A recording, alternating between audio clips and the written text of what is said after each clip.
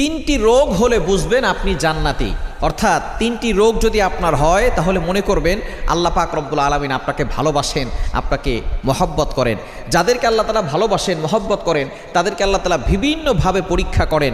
তার ভিতরে একটা পরীক্ষা হচ্ছে অসুস্থতার নিয়ামত দিয়ে আল্লাহ তাআলা পরীক্ষা করেন। মনে রাখবেন, সুস্থতাও আল্লাহর নিয়ামত, অসুস্থতাও আল্লাহর নিয়ামত।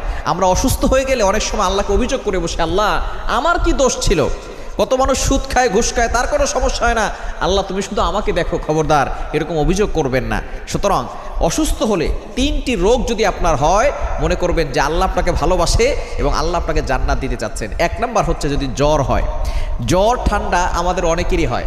একবার নবীজি সাল্লাল্লাহু আলাইহি সাল্লামের জামানায় কয়েকজন সাহাবী বসা, নবী সাল্লাল্লাহু আলাইহি সাল্লাম বলতেছেন, একজন সাহাবী বলতেছেন আমার খুব জ্বর হয়েছে, অনেক সাহাবী বলতেছেন আমারও জ্বর হয়।